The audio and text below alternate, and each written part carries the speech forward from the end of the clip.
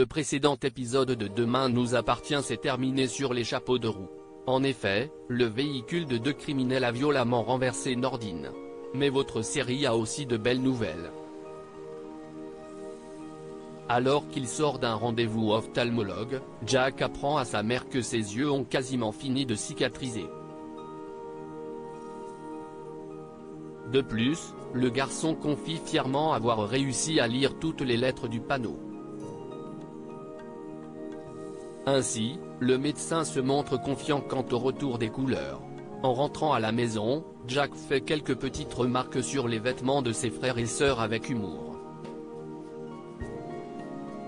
Après quelques minutes sans comprendre, Jordan, Lizzie et Léo réalisent que Jack a retrouvé la vue.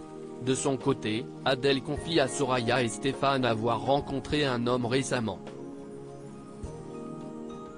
Malheureusement, il ne s'agit pas de Bart. En effet, elle explique l'avoir croisé plusieurs fois dans un magasin et que l'homme en question l'a invité au restaurant. Dans Demain nous appartient, Stéphane la questionne sur Bart. Adèle avoue que si elle était prête à se lancer dans une histoire d'amour, ce n'est pas le cas de Bart. Ce dernier ne semble pas encore remis du décès de sa femme. Un peu plus tard, la jeune femme passe au spoon pour s'expliquer avec Bart. Ce dernier lui répond qu'elle n'a pas à se justifier.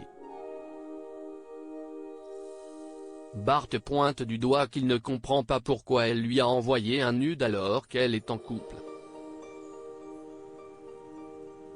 Adèle avoue s'être trompée de destinataire. Mona souffle à Bart qu'il devrait lui avouer ses sentiments. Chacun de leur côté, Adèle et Bart n'arrivent pas à penser à autre chose. Bart se confie à Enora et lui parle de la jolie blonde. Adèle, quant à elle, relit leur échange épistolaire et se met à dessiner le portrait du jeune homme. Demain nous appartient épisode du 6 avril à l'hôpital, les nouvelles ne sont pas positives dans votre série préférée. Martin regarde un puissant Nordine inconscient et allongé sur un lit d'hôpital. Aaron l'informe que son fils a un traumatisme crânien sévère. De plus, le scanner a révélé un hématome sous-sudoral qu'ils ont réussi à maîtriser lors de l'opération. Aaron désire être transparent et annonce à Martin que les prochaines 36 heures vont être cruciales. À quelques pas de là, Manon et Aurore attendent, inquiètes, dans la salle d'attente. La mère de Nordine annonce être dans un train pour 7. Manon se met à paniquer et s'imagine déjà le pire. Elle s'effondre dans les bras de sa mère et confie ne pas pouvoir vivre sans Nordine. Au même moment, Martin les retrouve les larmes aux yeux pour leur donner des nouvelles de son fils. Manon se jette dans ses bras. Pour se changer les idées, Martin se rend au commissariat dans Demain nous appartient. Il fait le point avec Sarah, Damien et Georges. La plaque d'immatriculation des deux suspects n'a pas été relevée cependant, Damien annonce que de la graisse de fourche a été prélevée sur le conteneur. Ainsi, l'un des deux criminels est aussi responsable du vol de la voiture de Sébastien. Parallèlement, Charlie rejoint Jules et remarque qu'il n'a pas l'air bien. Ce dernier lui fait promettre de ne rien dire et confie que sa mère a un cancer du sein. Sous chimiothérapie, elle est de plus en plus faible et il a du mal à la voir ainsi. Charlie lui conseille d'en informer Martin, mais Jules lui explique que sa mère ne veut pas. Touché, Charlie le prend dans ses bras. Manon s'effondre. Raphaël se rend au commissariat dans Demain nous appartient. En apprenant pour Nordine, l'avocate a tenu à apporter son soutien à Martin. Ce dernier est touché par sa présence quand un appel les interrompt. Il s'agit de Jules qui prend des nouvelles de Nordine. À l'hôpital, Manon rencontre pour la première fois Myriam, la maman de Nordine. Cette dernière lui confie qu'elle est encore plus belle en vrai et elle la remercie d'être là pour son fils. Quelques minutes plus tard, la tension monte devant le commissariat.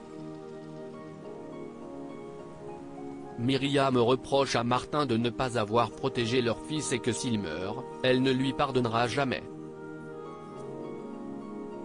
Martin réplique qu'il est aussi son père. Or, Myriam pointe du doigt que pour elle, le père de son fils est celui qui l'a élevé. Martin accuse le coup difficilement. Cependant, Georges lui change les idées en lui montrant une annonce sur un site de vente entre particuliers. Un vendeur propose un portable semblable à ceux volés au port. Georges lui a donné rendez-vous à 18 h. De son côté, Lisa annonce avoir contacté la police de Madrid et que leur enquête sur le monstre d'Argenteuil est au point mort. View this post on Instagram à post shared by demain nous appartient @dna-batf1, à l'heure dite, Sarah et Martin se rendent au lieu du rendez-vous et interpellent le vendeur. Surprise, il s'agit de Nathan Paoletti. Au Spoon, Benjamin est entouré de ses amis pour faire ses adieux.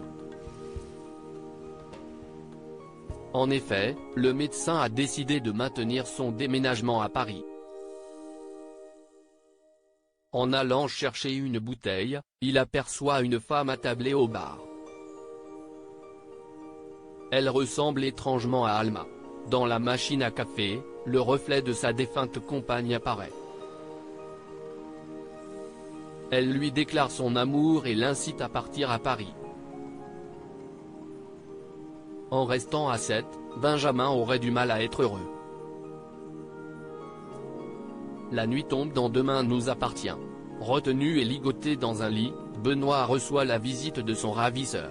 Ou plutôt de sa ravisseuse qui n'est autre que Lisa.